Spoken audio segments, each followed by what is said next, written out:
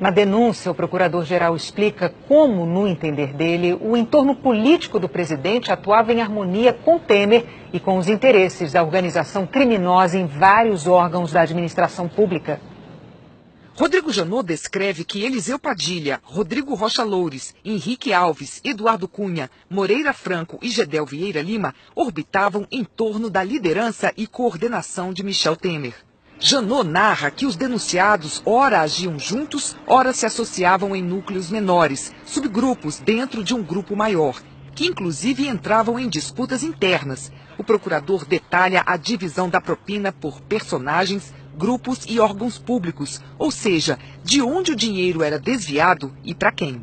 O Ministério Público diz que a Petrobras foi loteada pelo núcleo político da organização criminosa. Na prática, cargos estratégicos eram ocupados por indicados políticos para facilitar os desvios. A Procuradoria reforça que essa era a contrapartida pelo apoio do Partido Progressista e do PMDB ao governo.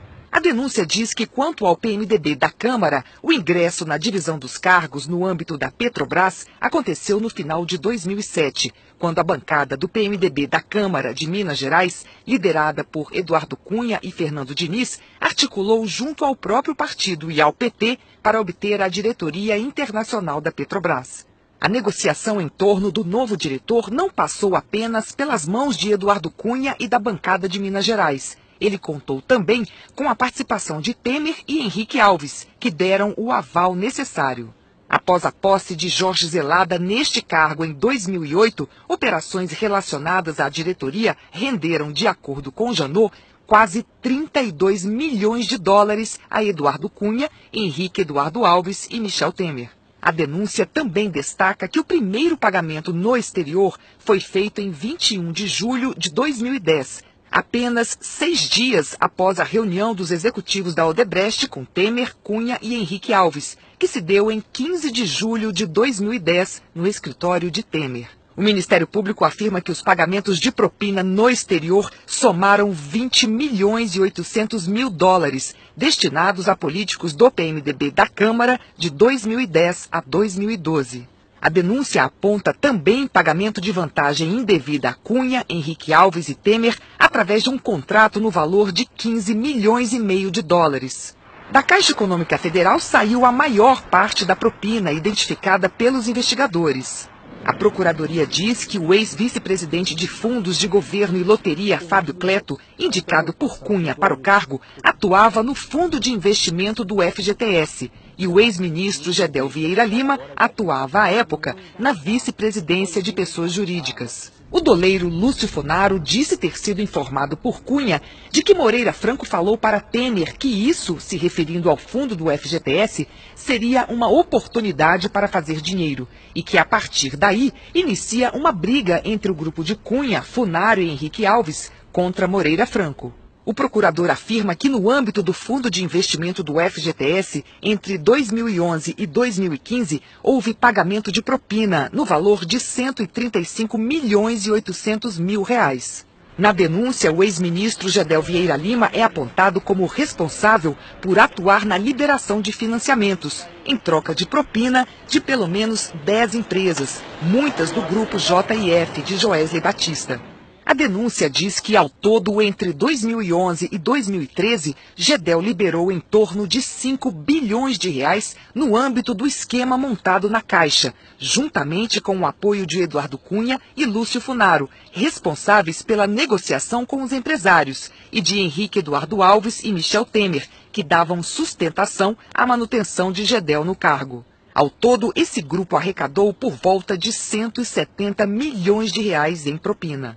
Das empresas contratadas por Furnas, 14 efetuaram doações a candidatos, comitês e diretórios do PMDB nas eleições de 2010, num total de 14 milhões e 600 mil reais.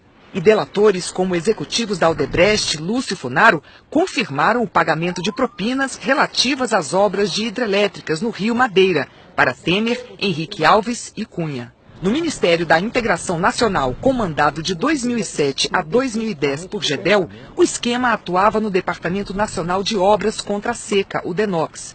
A denúncia aponta que a cobrança de propina no órgão era feita por interposta pessoa que, em nome de Henrique Eduardo Alves, cobrava das empresas que tinham negócios com o Denox um percentual em torno de 3% do contrato a título de propina, e que o mesmo percentual era cobrado em benefício de Gedel Vieira Lima. As delações da Odebrecht são citadas pelo Ministério Público para explicar a atuação de Moreira Franco na Secretaria de Aviação Civil. Em 2014, novas reuniões foram mantidas para discutir questões relativas à gestão do aeroporto do Galeão, e que Moreira fez uma solicitação de vantagem indevida à Odebrecht, 4 milhões de reais.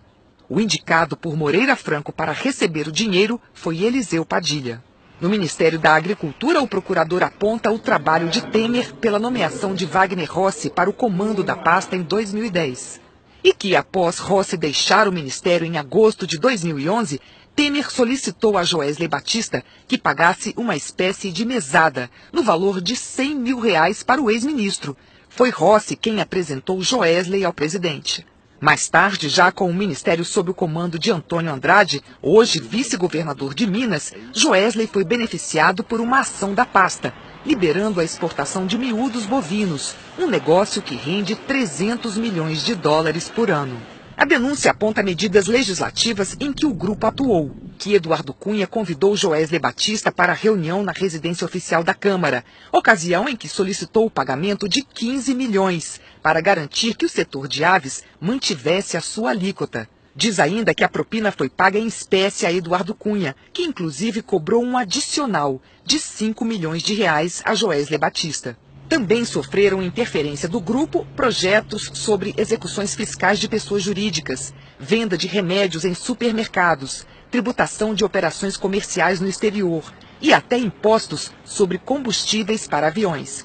A denúncia aponta Eliseu Padilha e Eduardo Cunha como os principais articuladores do grupo nesta área. Rodrigo Janot afirma que a ascensão de Michel Temer à presidência gerou um rearranjo interno na organização criminosa, com integrantes do grupo sendo alçados ao primeiro escalão. E embora o núcleo político do PMDB da Câmara tenha sido afetado pelas investigações, isso não teve influência nos negócios escusos mantidos pelo grupo. E apenas novos articuladores foram escalados para o papel daqueles que foram afastados de suas funções.